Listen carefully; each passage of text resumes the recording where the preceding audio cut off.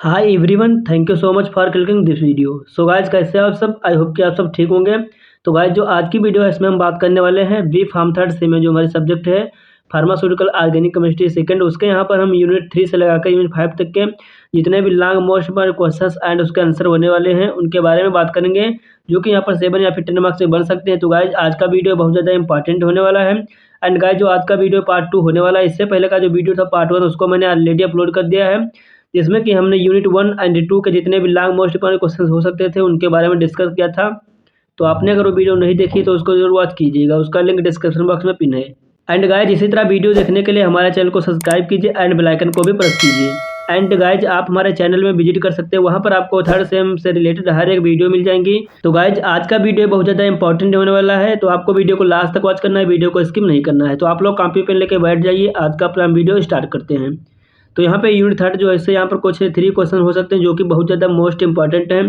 जैसे कि question number 1 बन सकता है कि what do you mean bye fat oil and waxes and discuss about the chemical reaction of fat and oil. मतलब यहाँ पर फैट ऑयल एंड वैक्सेस से आप क्या समझते हैं उसके बारे में लिख देना है, एंड इसकी जो केमिकल रिएक्शन होती है उसके बारे में लिख देना है, जो कि मोस्ट इंपॉर्टेंट क्वेश्चन है, जिसके कि चांसेस आपको 7 या फिर 10 मार्क्स में देखने को मिलेगा। एंड नेक्स्ट क्वेश्चन नंबर 2 जो है वो बन सकता है what do you mean by hydrolysis rancidity and drying of oil, how it impacts the quality of oils. मतलब यहाँ पे आपको इसमें hydrolysis rancidity and drawing oil जो होते हैं क्या होते हैं उनके बारे में लिख देना है, एंड ये सब कैसे किसी एक ऑयल की क्वालिटी जो होती है उसको इम्पैक्ट कर सकते हैं, मतलब उसको प्रभावित कर सकते हैं, उसके बारे में लिख देना है। एंड नेक्स्ट क्वेश्चन नंबर 3 जो इसमें पूछा है write the principle procedure involve in estimation of acid value. इसमें जो प्रिंसिपल प्रोसीजर एस्टिमेशन के लिए इन्वॉल्व है उसके बारे में आपको लिखना है, जो कि यहाँ पे मोस्ट इंपॉर्टेंट क्वेश्चन है, इसके की चांसेस आपको यहाँ पे 10 मार्क्स में मिलेगा। एंड नेक्स्ट बात करते हैं यूनिट नंबर 4 के बारे में, तो जिससे कि यहाँ पर 3 क्वेश्चन बन सकते हैं जो कि मोस्ट इंपॉर्टेंट है। क्वेश्चन नंबर 1 बन सकता है give the method of preparation specially Haworth synthesis chemical reaction and uses of naphthalene. And question number 2 जो बन सकता है give the Haworth synthesis of anyone means phenanthrene और एंथ्रासिन।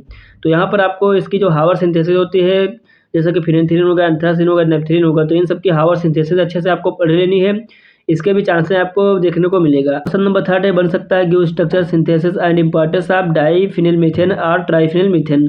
यहाँ पे आपको diphenyl methane and triphenyl methane जो उसके स्ट्रक्चर सिंथेसिस एंड इंपॉर्टेंस क्या होते हैं उसके बारे में लिख देना है। तो यहाँ पे आपको डाईफिनिल मीथेन जो इसको तो अच्छे से कर लेना है।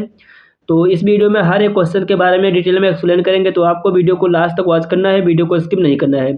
एंड गाइज, अगर आप लोग इस वीडियो को लास्ट तक वॉच कर लेते हो तो कहीं ना कहीं आपको ऐसे ही पता लग जाएगा कि कौन से हमारे क्वेश्चंस हैं जो कि बहुत ज़्यादा मोस्ट इंपॉर्टेंट है, जिनके की चांसेस आपको एग्जाम में देखने को मिलने वाले हैं। नेक्स्ट यहाँ पर यूनिट 5 के बारे में बात करते हैं, तो यहाँ पे क्वेश्चन नंबर 1 बन सकता है कि डिफाइन साइक्लोएल्केन्स का method of preparation of cycloalkenes with reaction of cyclopropane, जो कि मोस्ट इंपॉर्टेंट है, काफ़ी टाइम 7 मार्क्स में आया है। एंड यहाँ पर क्वेश्चन नंबर 2 जो बन सकता है explain Baeyer strain theory of cycloalkanes and give its limitation. यहाँ पे बेयर स्ट्रेन थ्योरी जो होती है साइक्लोएल्केन की वो क्या होती है उसके बारे में लिख देना है, एंड इसकी लिमिटेशन लिख देनी है, जो कि 10 मार्क्स के अकॉर्डिंग बहुत ज़्यादा मोस्ट इंपॉर्टेंट है। आपको यहाँ पर 90% श्योर है कि क्वेश्चन देखने को मिलेगा, तो आपको तो इस क्वेश्चन को अच्छे से करके जाना। एंड क्वेश्चन नंबर 3 जो बन सकता है कि यहाँ पे सैसेम और थ्योरी जो होती है, जिससे कि यहाँ पर simply theory of strainless ring के नाम से जानते हैं, जो कि साइक्लोएल्केन्स की एक थ्योरी होती है, उसके बारे में आपको एक नोट लिखना है, जो कि 7 मार्क्स में आता है एंड 10 मार्क्स में भी आ सकता है, तो आपको इसको पढ़ लेना है। एंड यहाँ पर क्वेश्चन नंबर 4 जो बन सकता है कि यहाँ पे आपको एक नोट लिखना है बनाना बॉन्ड या फिर कुल्सन मोफिट्स मॉडिफिकेशन थ्योरी जो है, जो कि यहाँ पे 7 मार्क्स या फिर 2 मार्क्स में आती है। तो ये हमारे कुछ यूनिट 3, 4 एंड 5 के मोस्ट इंपॉर्टेंट क्वेश्चन हो जाते हैं। आई होप कि आपको समझ में आ गए होंगे कि किस टाइप से हमारे क्वेश्चन होने वाले हैं। तो यहाँ पर हम अपनी यूनिट 3 से स्टार्ट करते हैं। तो यूनिट 3 जो है इसमें हमारा क्वेश्चन नंबर 1 जो है उसमें पूछा है what do you mean bye fat oil and waxes, discuss about the chemical reaction of fat and oil. तो यहाँ पे सबसे पहले आपको फैट के बारे में लिख देना है कि फैट जो होते हैं सॉलिड या फिर सेमी सॉलिड रूम टेम्परेचर पे होते हैं। एंड यहाँ पर फैट जो होते हैं लार्ज अमाउंट में सैचुरेटेड फैटी एसिड जो होते हैं उनको कंटेन करते हैं, जैसे कि पाल्मिटिक एसिड हो गया, स्टेरिक एसिड हो गया। एंड फैट जो होते हैं वो हाई टेम्परेचर पे मेल्ट होते हैं, मतलब जब तक इसमें हाई टेम्परेचर नहीं अप्लाई होगा तब तक मेल्ट नहीं होंगे। एंड फैट जो होते हैं मोर स्टेबल होते हैं, एंड फैट जो होते हैं वो एनिमल फैट्स होते हैं। तो ये फैट के बारे में हो जाएगा। एंड इसके एग्जांपल भी लिख देने कि यहाँ पे बटर होता है, ऑयल होता है, नट्स होता है, मीट्स होता है, तो इसके एग्जांपल हो जाएंगे। एंड नेक्स्ट बात करते हैं ऑयल के बारे में। तो ऑयल जो होते हैं वो लिक्विड एट रूम टेम्परेचर होते हैं, मतलब रूम टेम्परेचर जो होता है उस पर वो लिक्विड होते हैं, लेकिन यहाँ पे ऑयल जो होते हैं वो लार्ज अमाउंट में अनसैचुरेटेड फैटी एसिड कंटेन करते हैं। अनसैचुरेटेड फैटी एसिड का मतलब क्या हुआ कि यहाँ पर ऐसे हमारे फैटी एसिड होते हैं जिसमें कि यहाँ पर डबल बॉन्ड जो होता है प्रेजेंट होता है, तो जैसे कि ओलोइक एसिड हो गया, लिनोलिक एसिड हो गया। एंड नेक्स्ट आयल जो होते हैं मेल्ट होते हैं लो टेम्परेचर पे एंड इसमें डबल बॉन्ड होते हैं। एंड आयल जो होते हैं वो लेस स्टेबल होते हैं, क्योंकि यहाँ पे प्रेजेंस ऑफ डबल बॉन्ड जो होता है इसके कारण आयल जो होते हैं लेस स्टेबल होते हैं। एंड आयल जो होते हैं वेजिटेबल फैट्स होते हैं, जैसे कि इससे एग्जांपल में हो जाएगा मस्टर्ड आयल हो गया, पीनट आयल हो गया, मतलब सरसों का आयल हो गया, तो ये आयल के एग्जांपल हो जाएंगे। एंड नेक्स्ट यहाँ पर वैक्स, तो वैक्स क्या होते हैं, वैक्स जो होते हैं एक टाइप के ऑर्गेनिक कंपाउंड होते हैं जो कि सॉलिड होते हैं रूम टेम्परेचर पर, लेकिन जब इसको हम हीट करते हैं या फिर हीट इसमें प्रोवाइड करते हैं तो ये सिंपली लिक्विड में कन्वर्ट हो जाते हैं। एंड इसका सिंपली यूज किया जाता है कॉस्मेटिक में, कैंडल्स में, वैक्सेस, पेंट्स, इंक्स, इन सभी में इसका यूज किया जाता है। एंड नेक्स्ट वैक्स जो होते हैं एक टाइप के लिपिड होते हैं जो कि मतलब मेडअप होते हैं long chain of non polar molecules के थ्रू एंड एक दूसरे के साथ बाइंडेड होते हैं ईस्टर बॉन्ड के थ्रू, तो उसी को सिंपली यहाँ पे वैक्स बोलते हैं। जैसे कि वैक्स जो होते हैं एक टाइप के लिपिड होते हैं जो कि लॉन्ग चेन जो होती है नॉन पोलर मॉलिक्यूल्स की उससे मिलकर बने होते हैं एंड एक दूसरे के साथ बाइंड होते हैं थ्रू द ईस्टर बॉन्ड, तो इसी को सिंपली यहाँ पे वैक्स बोलते हैं। जैसे कि एग्जाम्पल में हो जाएगा पैराफिन वैक्स हो गया एंड बीज वैक्स हो गया, तो ये सिंपली वैक्स हो जाएंगे। आई होप कि आपको क्लियर हो गया होगा। एंड यहाँ पर नेक्स्ट आती है रिएक्शंस ऑफ फैटी एसिड, तो यहाँ पे इसकी कोई रिएक्शन होती है, जैसे कि फैट एंड ऑयल जो होती है इसकी रिएक्शन होती हैं। तो यहाँ पे मेनली 3 रिएक्शन होती है, एक होती है हाइड्रोलाइसिस, एक होती है हाइड्रोजनेशन, एक होती है सैपोनिफिकेशन। तो मेन यही 3 रिएक्शन होती है। तो यहाँ पे हाइड्रोलाइसिस क्या होता है, तो हाइड्रोलाइसिस जैसे कि आप लोगों को पहले से पता होगा, तो हाइड्रोलाइसिस में क्या होता है कि यहाँ पे अल्कलाइन हाइड्रोलाइसिस जो होती है ट्राइग्लिसराइड्स की यानी फैटी एसिड की, वह सिंपली ग्लिसरॉल एंड सॉल्ट जो होती है उसका फॉर्मेशन करती है, तो इस प्रोसेस को यहाँ पे सैपोनिफिकेशन बोलते हैं।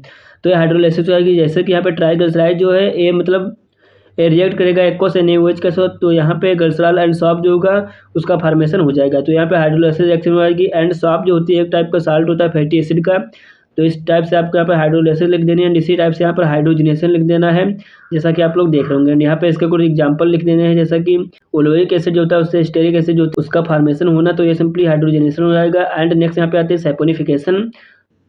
तो सैपोनिफिकेशन क्या होता है, सैपोनिफिकेशन एक ऐसी प्रोसेस होती है जिसमें कि फैट, ऑयल या लिपिड जो होते हैं उनको हीट किया जाता है इन the presence of aqueous alkali NaOH और KOH, जिससे कि सॉल्ट जो होता है एंड अल्कोहल जो होता है ग्लिसरॉल उसका फॉर्मेशन होता है।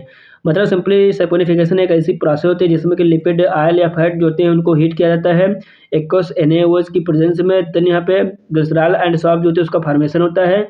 तो ये जो प्रोसेस होती है उसी को सिंपली यहाँ पे सैपोनिफिकेशन बोलते हैं। जैसा कि यहाँ पे ट्राइग्लिसराइड है एंड इसको जब हम ट्रीट करेंगे एक्वस NaOH की प्रेजेंस में, तो यहाँ पे ग्लिसरॉल एंड सॉल्ट का फॉर्मेशन हो जाएगा। तो इस टाइप से आपको यहाँ पे सैपोनिफिकेशन के बारे में लिख देना था। तो इतना ही कंटेंट आपको इस क्वेश्चन नंबर 1 में लिखना था। आई होप कि आपको क्लियर हो गया होगा। एंड नेक्स्ट यहाँ पर क्वेश्चन नंबर 2 जो इसमें पूछा है, what do you mean by hydrolysis, rancidity and drying of oils, how it impacts the quality of oils. तो यहाँ पे सबसे पहले आपको यहाँ पे hydrolysis, rancidity and drying of oil के बारे में लिख देना है। देन ये सब कैसे एक प्रोडक्ट की क्वालिटी को इम्पैक्ट कर सकते हैं उनके बारे में लिख देना है। तो हाइड्रोलाइसिस के बारे में लिख देना है कि हाइड्रोलाइसिस जो होती है केमिकल रिएक्शन होती है जो कि यहाँ पे वाटर की प्रेजेंस में ही होती है। मतलब जब किसी आयल में वाटर प्रेजेंस होगा तो यहाँ पे हाइड्रोलाइसिस रिएक्शन होगी, जिससे कि यहाँ पे ट्राइग्लिसराइड जो होते हैं उनका ब्रेक डाउन होता है फैटी एसिड में एंड ग्लिसरॉल में, तो उसी को सिंपली यहाँ पे हाइड्रोलाइसिस बोलते हैं। एंड ये जो रिएक्शन होती है कैटालाइज होती है एक एंजाइम के थ्रू या फिर हीट के थ्रू, तो ये सिंपली हाइड्रोलाइसिस हो जाएगी। जैसे कि यहाँ पे ट्राइग्लिसराइड है एंड इसके जब कैटालिस्ट होगा वाटर के प्रेजेंस में या फिर कैटालाइसिस की होगी, तो यहाँ पे ग्लिसरॉल एंड फैटी एसिड जो होगा उसका फॉर्मेशन हो जाएगा। तो यही सिंपली हाइड्रोलाइसिस हो जाएगी। एंड इफेक्ट कैसे कर सकती है क्वालिटी को ऑयल की, तो उसके बारे में लिख देना है। तो यहाँ पे जैसा कि लिख सकते हैं, यहाँ पर इस टाइप से लिखा है कि इंक्रीज करता है एसिडिटी को, मतलब हाइड्रोलाइसिस जो होता है उसमें फ्री फैटी एसिड जो होता है उसका फॉर्मेशन होता है, जिसके कारण यहाँ पे एसिडिटी जो होती है आयल्स में इंक्रीज हो जाती है, तो इससे अफेक्ट हो सकती है। एंड नेक्स्ट यहाँ पर है ऑफ फ्लेवर्स एंड आर्डर, मतलब हाइड्रोलाइसिस जो होती है वो प्रोड्यूस कर सकती है अनप्लीजेंट फ्लेवर आर्डर, जिससे कि यहाँ पर आयल जो होते हैं उनकी सेंसरी क्वालिटी जो होती है वो भी अफेक्ट हो जाती है। And next 3 reduced self life, मतलब हाइड्रोलाइसिस जो होती है वो सेल्फ लाइफ जो होती है उसको रिड्यूस कर सकते हैं बाय डिग्रेडेशन ऑफ आयल, मतलब आयल जो होता है उसकी सेल्फ लाइफ जो होती है उसको रिड्यूस कर सकते हैं। तो इस टाइप से यहाँ पर आयल जो है उसकी क्वालिटी में क्या इंपैक्ट हो सकते हैं उनके बारे में लिख देना है। एंड नेक्स्ट आता है रेंसिडिटी, तो रेंसिडिटी जो होता है इसे सिंपली रेंसिडिफिकेशन के नेम से जानते हैं, जो कि मोस्ट इंपॉर्टेंट है, जिसे कि हम हिंदी में बोल सकते हैं सड़ना या फिर किसी चीज़ का खराब होना। तो कोई चीज़ ख़राब कब होती है, जब मतलब उसमें से अनप्लीजेंट टेस्ट एंड कोई बहुत ही बदबूदार स्मेल आने लगती है, तो वो सिंपली ख़राब हो जाती है, तो उसी को यहाँ पर सिंपली रेंसिडिटी बोलते हैं। एंड जो रेंसिडिटी होती है सिंपली होती है किस लिए, तो यहाँ पे बायोकेमिकल रिएक्शन होती है जो फैट एंड ऑक्सीजन के बीच में, उसके थ्रू यहाँ पर रेंसिडिटी होती है। अरे यहाँ पे लिखा है कि जो रेंसिडिटी होती है ऐसी प्रोसेस होती है जिसमें कि लॉन्ग चेन जो होती है फैटी एसिड की वो डिग्रेडेड हो जाती है शॉर्ट चेन कंपाउंड में। तो ये सिंपली इसकी प्रोसेस हो जाएगी। एंड यहाँ पर नेक्स्ट जैसा कि आप लोग देख सकते हैं वही जो मैंने बताया कि यहाँ पर light moisture and bacterial action जो होता है इसके थ्रू यहाँ पे ऑक्सीडेशन या फिर हाइड्रोलाइसिस होती है फैट एंड ऑयल का, जिसके थ्रू यहाँ पे इसके फ्लेवर वगैरह जो हो जाती है या फिर आर्डर वो चेंज हो जाती है, मतलब बहुत ही बदबू आने लगती है। तो उसी प्रोसेस को सिंपली यहाँ पे रेंसिडिफिकेशन बोलेंगे। एंड यहाँ पर रेंसिडिटी जो होती है ऑकर्स होती है फॉलोइंग वेज के थ्रू। एक हो सकता है ऑक्सीडेशन से अनसैचुरेटेड फैटी एसिड जो उनके ऑक्सीडेशन से, एंड एक हो सकता है एंजाइमेटिक हाइड्रोलिसिस से। तो इस टाइप से यहाँ पर oxidation of unsaturated fatty acid से यहाँ पर रेंसिडिटी हो सकती है। एंड यहाँ पे जैसे कि कोई एंजाइम वगैरह है इसके थ्रू यहाँ पे रेंसिडिटी काज हो सकती है। नेक्स्ट आता है ड्राइंग आयल्स, मतलब ड्राइंग ऑफ आयल जो होते हैं वो क्या होते हैं उनके बारे में लिख देना। ड्राइंग आयल जो होते हैं वो ऐसे आयल होते हैं जो कि हार्डनेस होता है टच करने पे, मतलब जिन्हें हम टच करते हैं तो हार्ड होते हैं, मतलब सॉलिड फिल्म जो होते हैं उसके फॉर्म में कन्वर्ट हो जाते हैं जब वो मतलब एयर जो होते हैं उसके कांटेक्ट में आते हैं, मतलब खुला छोड़ देने पर ये सिंपली टच करने पर हार्ड होते हैं या फिर इनमें सॉलिड फिल्म जो होती है उसका फॉर्मेशन हो जाता है। तो इन्हीं को सिंपली यहाँ पर ड्राइंग आयल बोलते हैं। एंड ये जो हार्डनेस होती है थ्रू केमिकल रिएक्शन होती है जिसमें कि यहाँ पर कंपोनेंट जो होते हैं वो क्रॉस लिंक कर जाते हैं, मतलब क्रॉस लिंक एक्शन हो जाता है ऑक्सीजन के साथ। तो ड्राइंग आयल जो होते हैं उसे सिंपली यहाँ पर ऑक्सीडेशन बोलते हैं। एंड यह एक ऐसी प्रोसेस होती है जिसमें कि आयल जो होता है रिएक्ट करता है ऑक्सीजन के थ्रू, एंड यहाँ पे एक हार्ड या फिर ड्राई फिल्म जो होती है उसका फॉर्मेशन करता है। तो ये सिंपली ड्राइंग ऑफ आयल हो जाएगा। एंड इसके एग्जांपल है जैसे कि लेंसिड आयल हो गया, पोपीसीड आयल हो गया, पेरिल आयल हो गया एंड वॉलेंट आयल हो गया। एंड इसके इफेक्ट क्या है क्वालिटी के ऊपर, तो जैसे कि यहाँ पर विस्कोसिटी जो होती है उसको इंक्रीज कर देते हैं, एंड यहाँ पर कलर चेंज कर देते हैं, फ्लेवर एंड अरोमा जो होती है मतलब उसकी स्मेल वगैरह वो भी चेंज कर देते हैं। तो ये सिंपली इस टाइप से क्वेश्चन नंबर सेकंड कंप्लीट हो जाता है। आई होप कि आपको क्लियर हो गया होगा। एंड नेक्स्ट बात करते हैं क्वेश्चन नंबर थर्ड के बारे में, जिसमें कि पूछा है write the principle procedure involve in the estimation of acid value, saponification value, iodine value, acid value. तो यहाँ पे acid value, saponification and iodine value जो है इनमें से आपको यहाँ पे एसिड वैल्यू, सैपोनिफिकेशन इसको तो आपको अच्छे से लर्न कर लेना है, इसका चांस है कि आपको देखने को मिलेगा। तो यहाँ पे जैसे कि एसिड वैल्यू के बारे में लिख देना है कि एसिड वैल्यू क्या होती है। तो एसिड वैल्यू जो होती है वो मतलब एक नंबर होती है मिलीग्राम में KOH का, जो कि मतलब यूज होती है न्यूट्रलाइज करने के लिए फ्री फैटी एसिड को, जो कि प्रेजेंट होते हैं 1 gram of fat and oil sample में। तो उसी को सिंपली यहाँ पे एसिड वैल्यू बोलते हैं। एसिड वैल्यू जो होता है वो इंडिकेट करता है कि amount of free fatty acid जो है कितना सैंपल में प्रेजेंट है उसको इंडिकेट करता है, जिसे कि सिंपली एसिड नंबर के नेम से भी जानते हैं। एसिड वैल्यू होती है इसका कुछ फार्मूला होता है जैसे कि 56.1 into V into N upon W. तो यहाँ पे वी जो होता है वॉल्यूम होता है KOH का, जो कि यूज होता है ml में, एंड एन जो होती है नॉर्मलिटी होती है KOH सोल्यूशन की, एंड डब्ल्यू जो होता है वेट होता है सैंपल का, जो कि फैट या फिर आयल हो सकता है उसका वेट होता है। तो इस टाइप से एसिड वैल्यू को कैलकुलेट करते हैं। एंड इसके प्रिंसिपल के बारे में बात करते हैं। तो प्रिंसिपल जैसा कि इसका होता है तो यहाँ पे एसिड वैल्यू जो होती है वो डिटरमाइन की जा सकती है, मतलब डायरेक्टली टाइट्रेट करेंगे फैट एंड आयल को इन एन एल्कोहलिक मीडियम के अगेंस्ट, देन यहाँ पे स्टैंडर्ड पोटेशियम हाइड्रोक्साइड के साथ यहाँ पे ट्रीट करेंगे। तो यही सिंपली इसका प्रिंसिपल हो जाता है। तो यहाँ पर जैसा कि प्रोसीजर में देख सकते हैं यहाँ पर कुछ फॉलोइंग स्टेप है, जैसे कि सबसे पहले हम एक्यूरेटली फैट या फिर आयल जो है उसको हम कोनिकल फ्लास्क में वेट करेंगे। देन यहाँ पे 50 ml जो होगा हॉट इथेनॉल ईथर सोल्यूशन उसको ऐड करेंगे। देन यहाँ पे जो सोल्यूशन होगा इसको हम टाइट्रेट करेंगे KOH या फिर NaOH सोल्यूशन के साथ, एंड उसमें हम फिनेप्थिलीन जो होगा इंडिकेटर उसको ऐड करेंगे। एंड यहाँ पे इंड पॉइंट जो होगा उसमें यहाँ पे पिंक कलर जो होगा ऑब्टेन होगा। देन यहाँ पे हम KOH जो कितना यूज होगा उसको मेजर कर लेंगे एसिड वैल्यू का फार्मूला यूज करके। तो इस टाइप से आपको एसिड वैल्यू के बारे में लिख देना था एंड उसका प्रोसीजर एंड प्रिंसिपल लिख देना था। एंड नेक्स्ट आते हैं इसके सिग्निफिकेंस। तो सिग्निफिकेंस मतलब फ्री फैटी एसिड जो होते हैं वो कितना रेट होता है हाइड्रोलाइसिस रिएक्शन के थ्रू, उन सभी में इसका यूज होता है। एंड ये सिंपली मेजर करता है कि क्वालिटी फैट एंड ऑयल की स्टोरेज कंडीशन वगैरह क्या है, तो उन सभी चीज़ों को मेजर करता है। तो इस टाइप से आपको यहाँ पर एसिड वैल्यू के बारे में डिटेल में लिख देना था। एंड नेक्स्ट है यहाँ पर सैपोनिफिकेशन वैल्यू। तो सैपोनिफिकेशन वैल्यू क्या होता है? सैपोनिफिकेशन वैल्यू जो होता है एक नंबर होता है मिलीग्राम में KOH, जो कि रिक्वायर्ड होता है सैपोनिफाइंग करने के लिए 1 ग्राम फैट और ऑयल सैंपल को, जिसे कि सिंपली यहाँ पर सैपोनिफिकेशन नंबर के नेम से जानते हैं। तो ये सिंपली सैपोनिफिकेशन वैल्यू हो जाएगी। एंड इसका प्रिंसिपल होगा इस टाइप से, जैसा कि ट्राइग्लिसराइड जो होंगे वो हाइड्रोलाइसिस रिएक्शन देते हैं जब इन द प्रेजेंस ऑफ एल्कली एकस NaOH। तो यहाँ पे स्वाफ एंड ग्लिसरॉल जो होता है इसका फॉर्मेशन करते हैं। तो यही इसका प्रिंसिपल हो जाएगा, जैसे कि यहाँ पे ट्राइग्लिसराइड जो होंगे वो रिएक्ट करेंगे एक्वस NaOH के साथ, तो यहाँ पे ग्लिसरॉल एंड स्वाफ का फॉर्मेशन होगा। तो ये सिंपली इसका प्रिंसिपल हो जाएगा। तो इस टाइप से आपको यहाँ पर इसके बारे में लिख देना एंड इसी टाइप से आपको इसके प्रोसीजर में लिख देना है, जो कि बहुत ज़्यादा इजी लैंग्वेज में लिखा है। जैसे कि सबसे पहले 2 ग्राम सैंपल जो कि फैट या ऑयल होगा उसको कोनिकल फ्लास्क में वेट करेंगे। देन इसको हम फीड करेंगे रेफ्लेक्स कंडेंसर पर। देन यहाँ पर हम 25 ml अल्कोहलिक KOH सोल्यूशन जो होगा उसको ऐड करेंगे। देन इसको हम वाटर बाथ जो होगा उसके ऊपर बॉयल करेंगे 30 से 60 मिनट के लिए, जिससे कि यहाँ पर ऑयली मैटर जो होगा उसकी एब्सेंस हो जाएगी, मतलब क्लियर सोल्यूशन जो होगा ऑब्टेन हो जाएगा।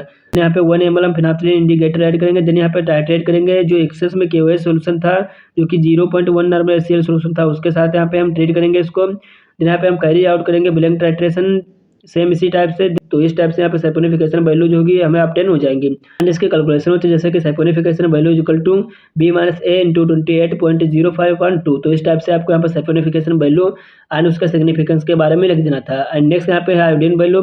तो आयोडीन वैल्यू जो है ये भी मोस्ट इंपॉर्टेंट है, मतलब आयोडीन वैल्यू जो होती है उससे सिंपली डिफाइन किया गया है कि एक नंबर होता है आयोडीन का जो कि कंबाइन हो सकता है 100 ग्राम ऑफ फैट और ऑयल के साथ। एंड जो डिग्री होती है अनसैचुरेशन ऑफ फैट और ऑयल की वो मेजर की जा सकती है आयोडीन नंबर के थ्रू। तो ये सिंपली आयोडीन वैल्यू के बारे में हो जाएगा।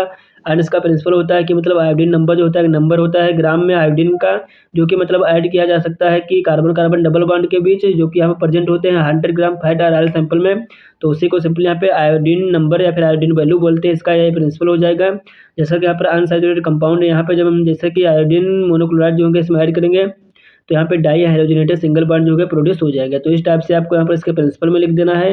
एंड इसी टाइप से यहाँ पर कुछ इसका सिंपल सा प्रोसीजर है जो कि एस्टिमेशन में यूज होता है, जैसे कि फैट एंड ऑयल सैंपल जो होगा उसको डिजोल्व करेंगे CCl4। देन यहाँ पर हम एक्सेस में ICl सोल्यूशन जो होगा CH3COOH में उसके साथ ट्रीट करेंगे। देन यहाँ पे अनयूज्ड आयोडीन मोनोक्लोराइड जो होगा उसको कैलकुलेट करेंगे बाय एडिंग पोटेशियम आयोडाइड।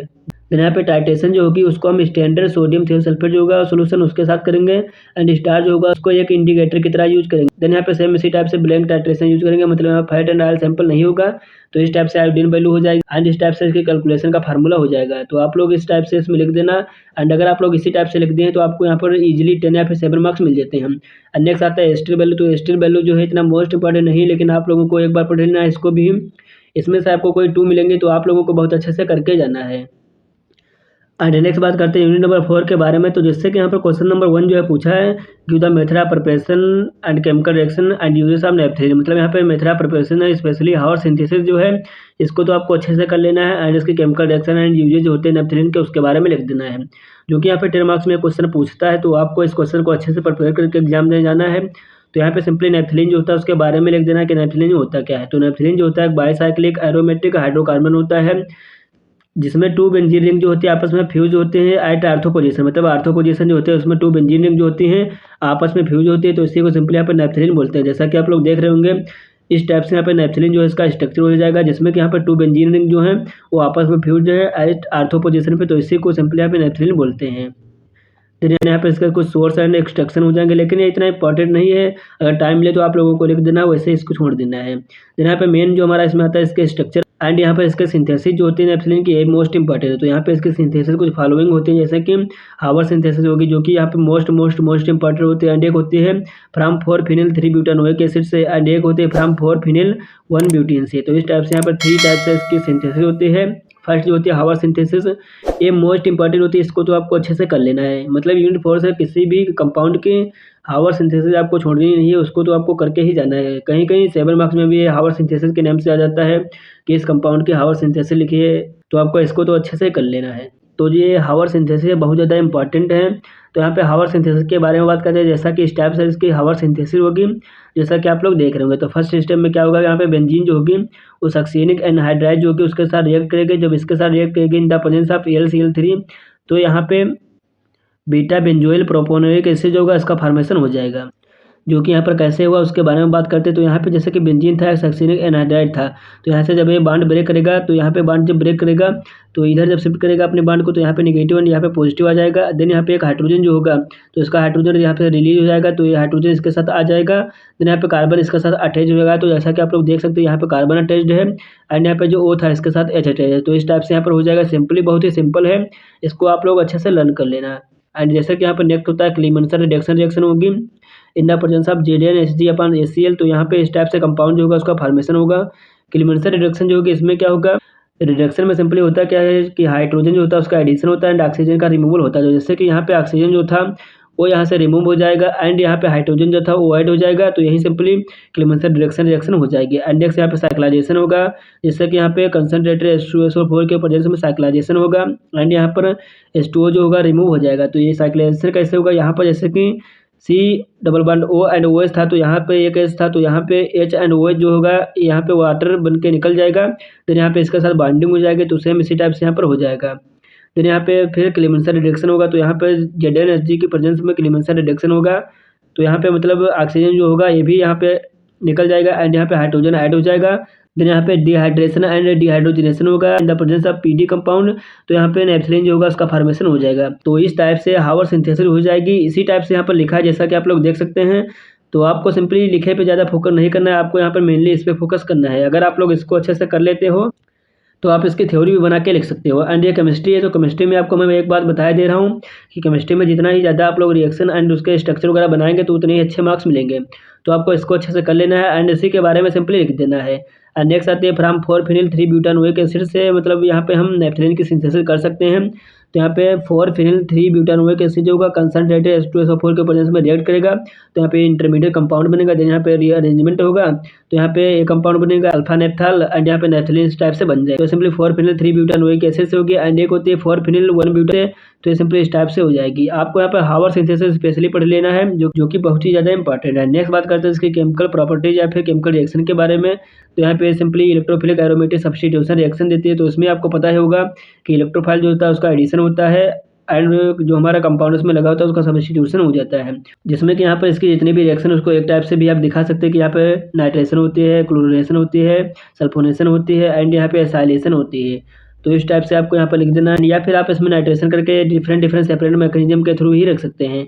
आपको यहाँ पर क्या ध्यान रखना है कि यहाँ पर जो हमारी रिएक्शन होगी इलेक्ट्रोफिलिक सब्स्टिट्यूशन रिएक्शन वो सेम होगी। यहाँ पे जो हमारा स्टार्टिंग कंपाउंड होगा नेपथलीन होगा, बाकी रिएक्शन जो होंगी सेम है। जैसे कि प्रीवियस वीडियो में मैंने बात किया था बेंजीन वाली रिएक्शन, जिसमें कि इलेक्ट्रोफिलिक सब्स्टिट्यूशन रिएक्शन के बारे में बात किया था, जिसमें नाइट्रेशन थी, क्लोरीनेशन, सल्फोनेशन। तो यहाँ पे आपको ये स्टार्टिंग कंपाउंड जो है इसको आपको ध्यान रखना है, बाकी सब सेम ही रहेगा। देन यहाँ पे इसमें कुछ स्टेप होती है जो कि मैकेनिज्म के लिए होती हैं, तो उनको भी आपको पढ़ लेना है। एंड यहाँ पे नेक्स्ट होते हैं सल्फोनेशन।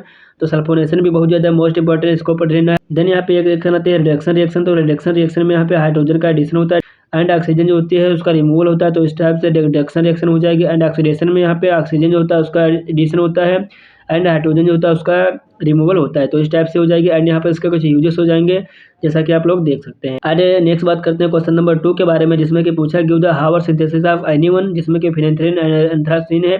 तो किसी एक की आपको यहाँ पे हावर सिंथेसिस लिखनी है। तो सबसे पहले आपको फिनेंथ्रीन क्या होता है उसके बारे में लिख देना है कि फिनेंथ्रीन जो होता है पॉलीन्यूक्लियर एरोमेटिक हाइड्रोकार्बन होता है एंड इसके स्ट्रक्चर में यहाँ पे 3 बेंजीन रिंग जो होती है आपस में फ्यूज होती है नॉन लीनियर फॉर्म में, मतलब ये लीनियर फॉर्म में नहीं होंगी, नॉन लीनियर फॉर्म में फ्यूज होगी। तो इस टाइप से आपको यहाँ पे इसका स्ट्रक्चर बना देना है एंड इसका सोर्स वगैरह भी आपको लिख देना है अगर टाइम मिले। देन यहाँ पे इसकी हावर सिंथेसिस जो है यही मेन है, तो इसको तो आपको अच्छे से ही करके जाना है। इसमें जैसे कि नेपथलीन जो होगी सक्सेनिक एनहाइड्राइड के साथ रिएक्ट करेगी in the presence of HCl। Then यहाँ पे हमारा कीटोनोइक एसिड बन जाएगा। देन यहाँ पे इसका रिडक्शन होगा ZnHCl के प्रेजेंस में। देन यहाँ पे हमारा नेपथलीन 1 ब्यूटानोइक एसिड जो होगा उसका फॉर्मेशन हो जाएगा। देन यहाँ पे कंसनट्रेटेड H2SO4 की प्रेजेंस में इसका रिएक्शन होगा, मतलब साइक्लाइजेशन होगा। तो यहाँ पे साइकिल का फॉर्मेशन हो जाएगा। फिर ऐसा रिडक्शन होगा तो यहाँ पे 1, 2, 3, 4 टेट्रा हाइड्रोफिनेंथ्रीन जो होगा वो बन जाएगा। देन यहाँ पे डिहाइड्रोजनेशन होगा तो यहाँ पे फिनेंथ्रीन जो होगा वो बन जाएगा। तो इस टाइप से आपको हावर सिंथेसिस लिख देनी, इसी के बारे में आपको यहाँ पे डिफाइन कर देना है। तो थ्योरी हो जाएगी, जिससे कि आपके पेज वगैरह भी भर जाएंगे। नेक्स्ट यहाँ पर केमिकल रिएक्शन आ जाती हैं। इसको पूछा नहीं है लेकिन आपको पढ़ लेना, बाई चांस ये भी आ सकता है कि केमिकल रिएक्शन भी लिखिए। तो यहाँ पे जैसे कि ऑक्सीडेशन होती है, रिडक्शन होती है, हाइलोजिनेशन होती है, नाइट्रेशन होती है एंड सल्फोनेशन होती है। तो इसकी केमिकल रिएक्शन एंड यहाँ पर नेक्स्ट आपको इसके यूजेस लिख देने हैं। तो ये हमारे फिनेंथ्रीन के बारे में हो जाएगा। नेक्स्ट आती है एंथ्रासीन। तो एंथ्रासीन जो होती है भी मोस्ट इंपॉर्टेंट है, इसको भी आपको पढ़ना है। तो एंथ्रासीन सेम एंड फिनेंथ्रीन, लेकिन यहाँ पे इसमें जो बेंजीन रिंग होती हैं फ्यूज होती हैं आपस में, लेकिन ये लीनियर फॉर्म में होती है, मतलब एक दूसरे के साथ लीनियर फॉर्म में फ्यूज होती हैं। तो ये सिंपल एंथ्रासीन हो जाएगी। एंड यहाँ पर स्ट्रक्चर जो होता है एंथ्रासीन के वो इस टाइप से बना देने हैं। इसका रेजोनेंस स्ट्रक्चर भी पढ़ लेना है, काफ़ी टाइम ये भी पूछ लेता है कि रेजोनेंस स्ट्रक्चर क्या होता है एंथ्रासीन का। देन यहाँ पे हावर सिंथेसिस जो होती है यही मेन होती है। तो आप लोग जैसे कि पढ़ेंगे इसको तो आपको आसानी से समझ में आ जाएगी। एंड अगर आप लोगों को कोई टॉपिक समझ में नहीं आता है तो आप लोग कमेंट में बता दीजिएगा। एंड नेक्स्ट यहाँ पे इसके यूजेस के बारे में लिख देना है। तो इस टाइप से आपको इतना कंटेंट इस क्वेश्चन में लिखना था। आई होप कि आपको क्वेश्चन क्लियर हो गया होगा। एंड नेक्स्ट क्वेश्चन नंबर 3 जो बन सकता है give the structure synthesis and importance of diphenyl methane और ट्राइफिनिल मीथेन। तो यहाँ पे डाइफिनिल मीथेन और ट्राइफिनिल मीथेन जो है उसका स्ट्रक्चर सिंथेसिस एंड इंपॉर्टेंस क्या होता है उसके बारे में लिख देना है। तो सबसे पहले आपको यहाँ पर इसका स्ट्रक्चर बना देना है, जो कि इस टाइप से हो सकता है या फिर इस टाइप से भी हो सकता है।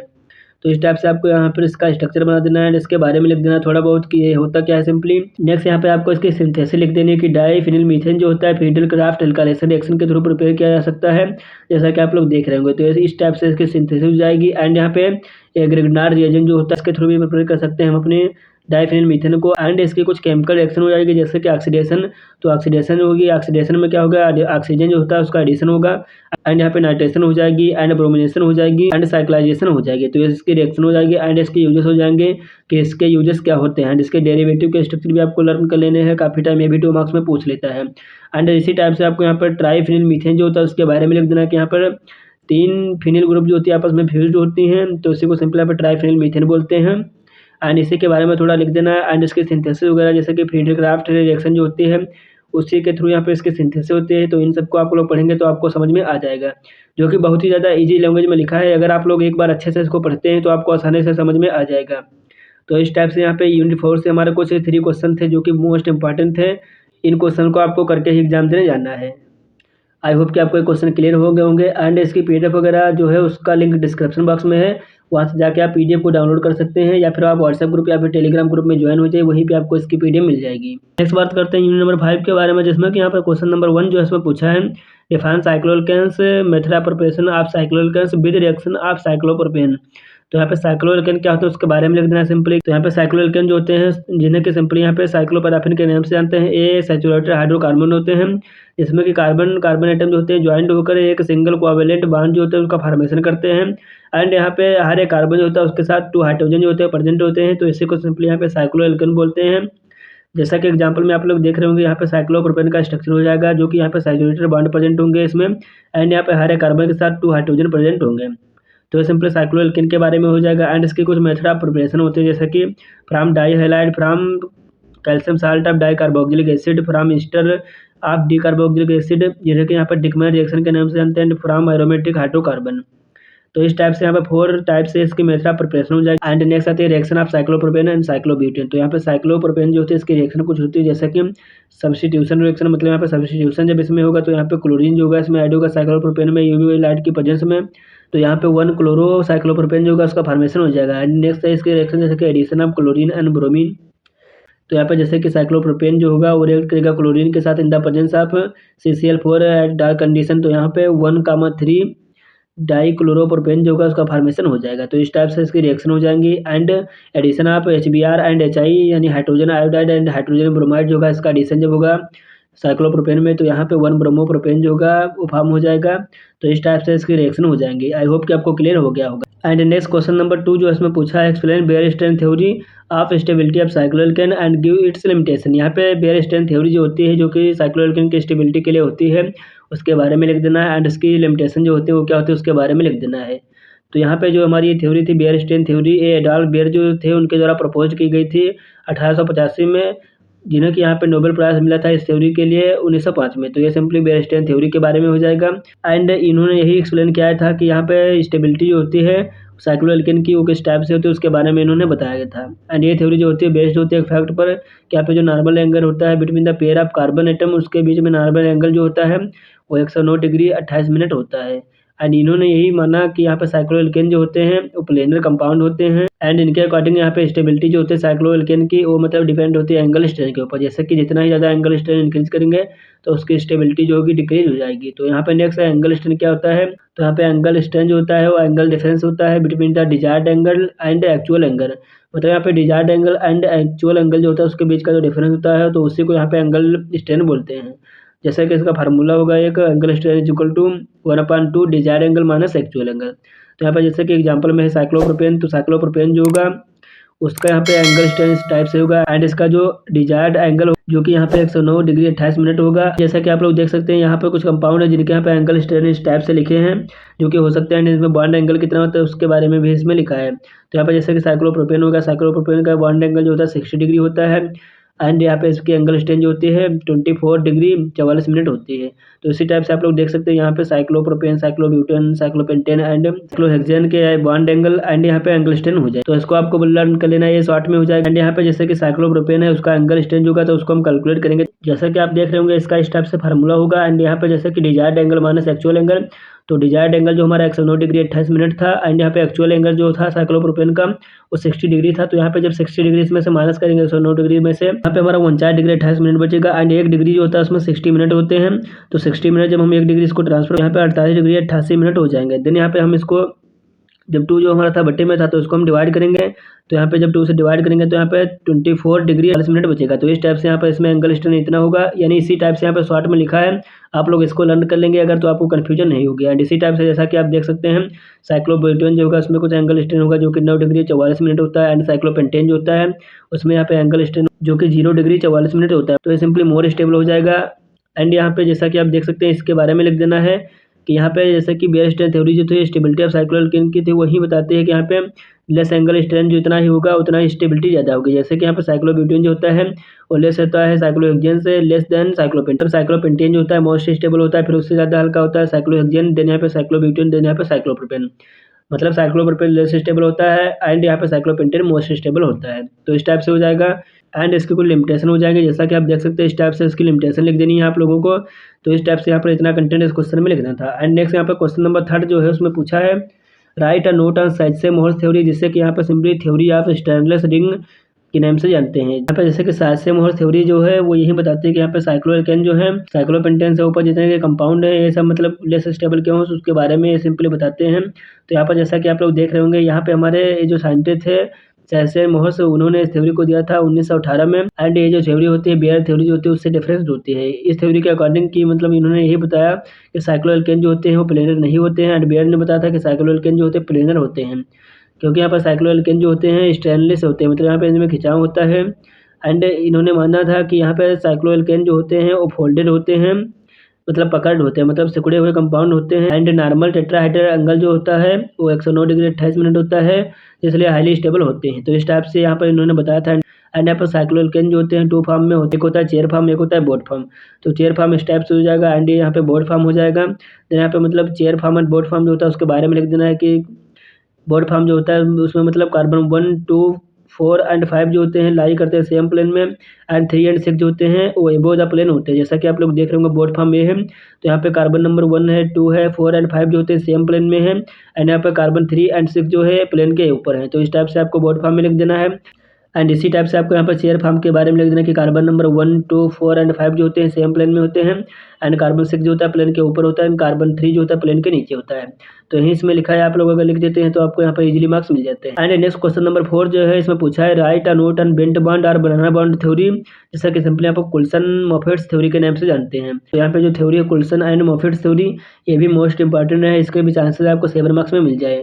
तो ये जो कॉन्सेप्ट था बेंट बॉन्ड और बनाना बॉन्ड थ्योरी का वो मतलब दिया था चार्ल्स कुल्सन एंड मोफेट साइंटिस्ट ने 1947 में, जिन्होंने मतलब स्टेबिलिटी जो होती है साइक्लोएल्केन की उसके ऊपर बताया था कि जो थ्योरी होती है इसे सिंपली हमें bent bond and banana bond theory के नाम से जानते हैं। ये जो थ्योरी होती है यही एक्सप्लेन करती है कि साइक्लोप्रोपेन जो होते हैं वो लेस स्टेबल क्यों होते हैं साइक्लोएल्केन में। तो इनके अकॉर्डिंग मतलब यही था कि यहाँ पर साइक्लोप्रोपेन जो होते हैं उनके बीच में कार्बन कार्बन जो होता है बॉन्ड एंगल वो वीकर होता है नॉर्मल सिग्मा बॉन्ड के through due to cyclic structure, क्योंकि यहाँ पे इसमें साइक्लिक स्ट्रक्चर जो होता है फॉर्म होता है, इसलिए बॉन्ड जो होते हैं बेंट होते हैं, मतलब एक दूसरे के साथ मुड़े होते हैं। एंड इसमें लेस और लैपिंग होती है देन सिग्मा बॉन्ड, तो इसीलिए यहाँ पे हमारे साइक्लोप्रोपेन जो होते हैं लेस स्टेबल होते हैं। इसी के बारे में यहाँ पे हमारे जो साइंटिस्ट थे कुल्सन एंड मोफेट्स उन्होंने बताया था। एंड ये सिंपली बनाना के जैसा दिखते हैं, तो इसलिए सिंपली यहाँ पे इसको बेंट बॉन्ड बनाना बॉन्ड थ्योरी के नाम से जानते हैं। जैसा कि आप लोग देख रहे होंगे यहाँ पर इस टाइप से इसमें लिख देना है। एंड सेम इसी टाइप से आपको लिख देना है कि यहाँ पे वो लैपिंग वगैरह जो होती है कम होती है, इसलिए यहाँ पे वीकर बॉन्ड होते हैं। एंड यहाँ पे बेयर जो थे उसके अकॉर्डिंग जो बॉन्ड एंगल होता था साइक्लोप्रोपेन में वो 60 डिग्री था, लेकिन यहाँ पे कुल्सन एंड मोफेट जो हैं उनके अकॉर्डिंग यहाँ पे बॉन्ड एंगल जो होता है साइक्लोप्रोपेन में, क्योंकि यहाँ पे बनाना बॉन्ड के कारण इसमें 104 डिग्री एंगल होता है। तो ये सिंपली यहाँ पे कुल्सन एंड मोफेट ने बताया था, तो यही आपको लिख देना है इसमें। एंड साइक्लोप्रोपेन का इस टाइप से स्ट्रक्चर ड्रा कर देना है। आई होप कि आपको ये क्वेश्चन क्लियर हो गया होगा। इस टाइप से थे यहाँ पे यूनिट 3 से लगाकर यूनिट 5 तक के कुछ long most important questions, I hope कि आपको क्लियर हो गए होंगे। इसकी पीडीएफ का लिंक डिस्क्रिप्शन बॉक्स में है, तो वहां से जाकर आप इसके पीडीएफ को डाउनलोड कर सकते हैं। तो एंड गाइस अगर वीडियो अच्छा लगा तो वीडियो को लाइक कीजिए। तो फ्रेंड्स मिलते हैं नेक्स्ट वीडियो में, तब तक के लिए bye bye, thank you, have a nice day.